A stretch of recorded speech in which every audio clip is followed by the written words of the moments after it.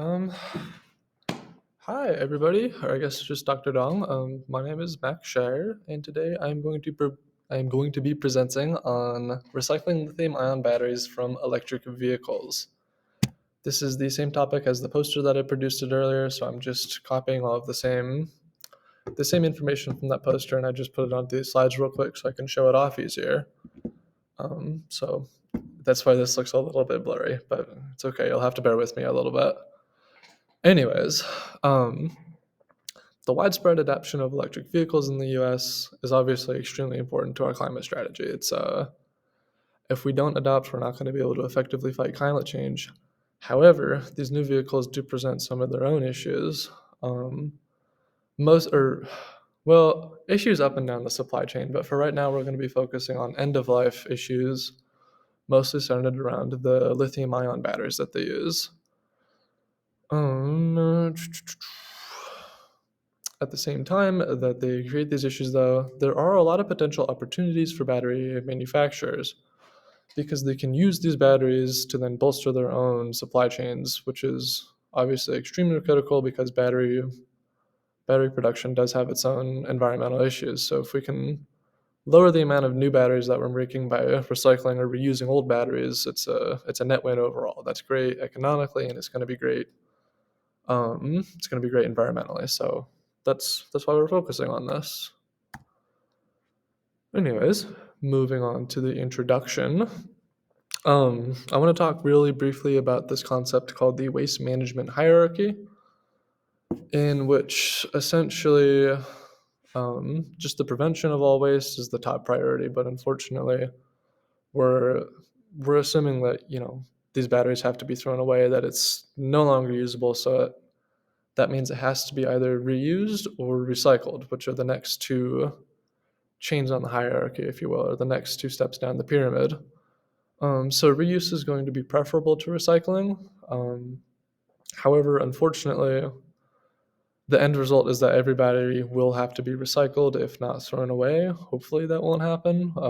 But just eventually, it will be spent. So once all of the potential reuse opportunities have been exhausted, um, you have to look at recycling options. And so that's a lot of what this paper is going to be looking at. We're also going to compare the lithium ion battery recycling industry to the lead acid battery, which is an already existing and very successful battery production, or I don't know what the word is, battery stuff. They make a lot of batteries and they make a lot of money doing it. So we're going to try and figure out what they do successfully and see if that cannot be replicated into lithium ion battery recycling. Anyways, moving on to the methods. The research paper that I was using for this, um, it, it really was just a research paper. So what they did is they assembled a ton of information from a bunch of different sources, and then a bunch of authors who are experts in the field got together as well. I believe this particular paper was led by it was a British initiative. I don't remember the name of the people who ran it off the top of my head, but it was a very large research firm. And they came together to compare all these various assembly processes, stabilization processes used. Um, and then they just looked at, metal reclamation, what are the best ways to do that, what are the pros and cons of various ways, as well as, like I mentioned earlier, the comparison to the lead acid battery industry. So let's go ahead and get into it. But the results are kind of long, so we're going to work through it. The first thing that this paper focused on was battery assessment and disassembly. Sorry, I'm just collecting my thoughts here.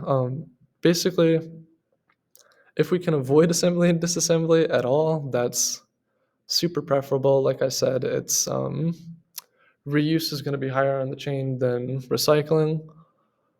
It's better economically because you're having to do less retooling. There's less work involved in it. But if we can't do that,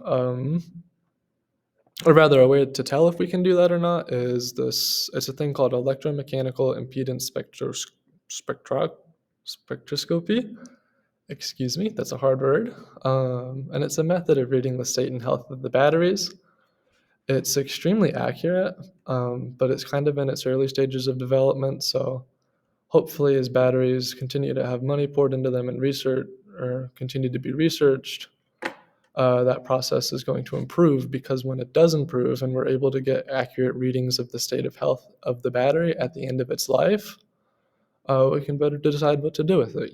We can decide if it has enough life in it to work as a stationary storage device, or if it has to move on to recycling.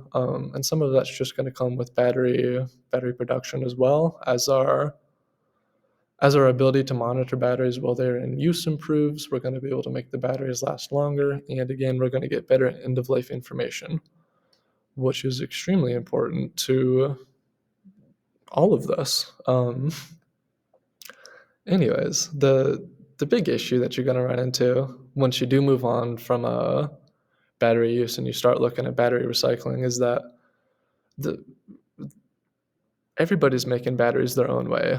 The technology is so new that it's the Wild West out there, right? Nobody really knows what they're doing. So if you look at that graph, it's a little bit hard to see, but it demonstrates 3 different ways that 3 different automakers are producing batteries, and those are all from the same year, I believe, or very similar years. But that should be a Tesla, a BMW, and a Nissan battery. And you can see they're completely and totally different designs. I mean, they share similar basic electromechanical principles, but beyond that, they're completely different, which is a massive issue if you're trying to take these apart, as we'll get into in a little bit.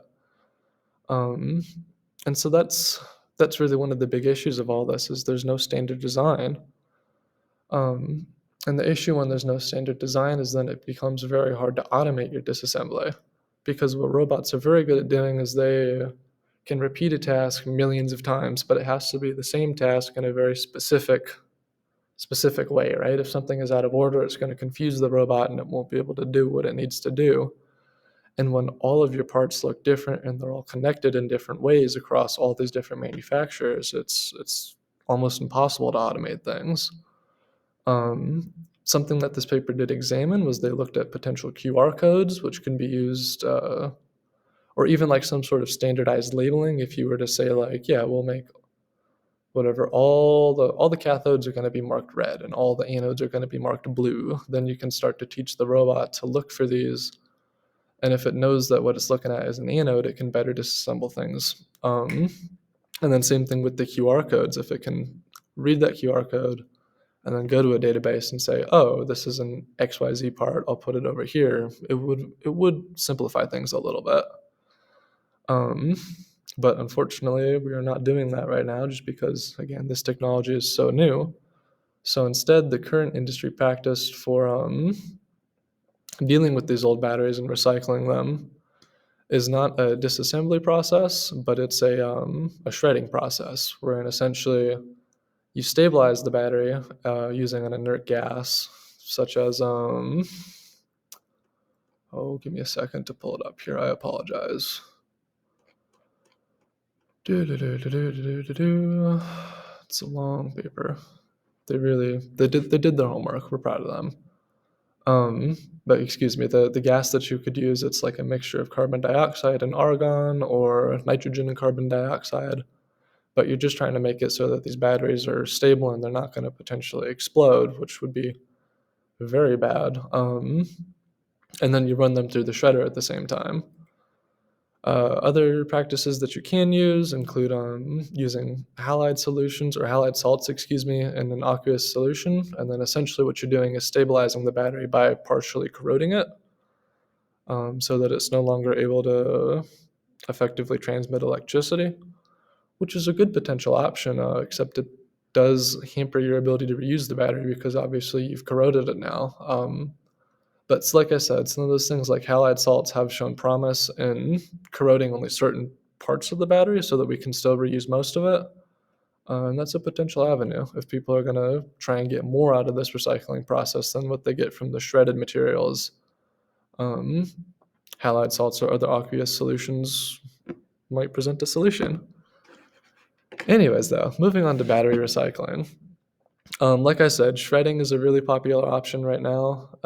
Also, A similar but slightly different, very popular industry standard right now is pyrometallurgical metal reclamation, which is a fancy way to just say smelting, wherein you essentially throw everything into a smelter, which works at a very, very high temperature, and it just burns everything apart. So um, your really tough metals like your lithium and your cathode material, those are going to make it through the smelting process, and they're going to melt off of each other so that then you can pull them out, um, which is great because this is a very versatile solution. It doesn't require a lot of sorting. You can just kind of throw things into the burner and it figures itself out, but you also lose a lot of battery material when you do this. So all the plastics that were involved in the battery casing and all of the electrolyte solutions are just going to evaporate essentially. You're not going to be able to reuse those. Which brings us to another potential way to do this, which is hold up, let me move on to the next slide. Sorry, I'm not used to PowerPoint, which is hydrometallurgical metal reclamation, wherein essentially you use another aqueous solution to leach out your valuable cathode materials. And I mean emphasis on valuable for the cathode materials. That's where a lot of the cost for these batteries comes from. So because of that, a lot of work has been put into this method to try and fine tune it and just see which sort of what's the word? Which sort of solutions are going to give you your best results. But unfortunately, it's still not good enough to create a closed loop recycling system, which is the end goal of these lithium ion batteries. Even when used in conjunction with the before mentioned pyrometallurgic metal reclamation, you just lose too much material in the process for it to fully loop onto itself. And that's about all that the paper looks at. I didn't include it into the results section just because it's barely mentioned, but direct recycling, which is essentially the refurbishment. Oh shoot, I did include it. Excuse me. But direct recycling, which is essentially the direct removal of material from your battery, and then the refurbishment, and then reinstall in a new battery, shows a lot of promise. Actually, it's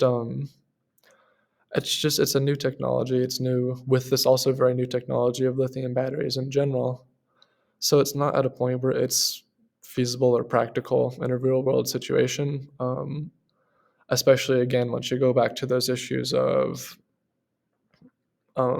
non-standardized battery building. So then you're pulling part from A battery, but it's not going to fit into B battery. So there's really no point.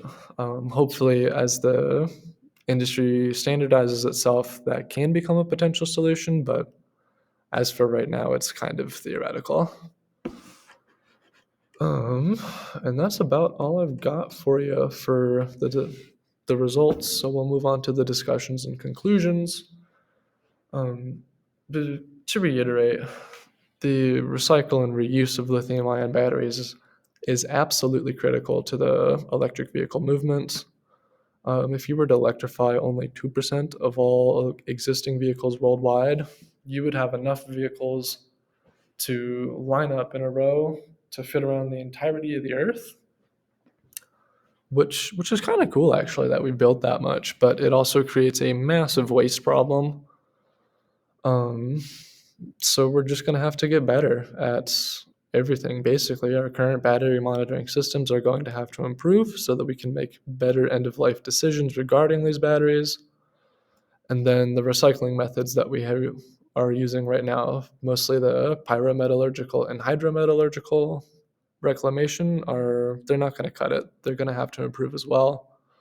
Those two methods especially start to run into issues when you look at economies of scale that are equivalent to the global automotive market, which is absolutely massive, just because they both require a lot of initial capital to build these facilities, and then it's a lot of energy, especially when you look at the pyrometallurgical to keep those flames running, and it just turns into diminishing returns, right? I mean, the size of the fire that you have to create, or the size of the furnace to burn all these cars and to burn all these batteries, it just doesn't make sense. The math doesn't math, you know what I mean? So the solution is really going to be standardized disassembly processes, similar to what the lead acid battery industry uses. Unfortunately, just because lithium-ion batteries are still so new and they're still in their infancy, it's probably not going to happen for a while. And until that happens, technologies like direct recycling and automated disassembly just they're not going to work. There's too many variables for them for those methods to effectively work in the real world. So yeah, that's about all I got for you. It's going to be an issue, but I have faith that we'll figure it out. And then the other thing that is important to keep in mind is the issue of recycling in the lithium ion battery industry is not just tied to scientific advances like the stuff that we went over here. Just because the industry is so new and it's relatively unsettled, especially when you compare it to other existing industries like automotive manufacturing or the lead acid recycling. I mean, they have systems in place that they've been using for 30 or 40 years now. It's hard to shake up an industry like that. Whereas if a supply chain goes out or if a storage facility is no longer able to holds a certain type of battery, that can have massive ramifications on the development of this whole industry. So it's not just a scientific issue. You have to look at it holistically, and hopefully more solutions lie in there. But until then, the science is going to have to improve. That's about all I got for you. These are my references and acknowledgments. The paper that I used, it was on, I believe it was Nature. Yeah, Nature is where it was published. Published relatively recently as well in 2019, and then an addendum was made in 2020. And then acknowledgements, of course, go to my scientific writing class 291 and my professor, Dr. Dong. Thank you so much for staying with me through all of this, and enjoy your break and end of year. The end.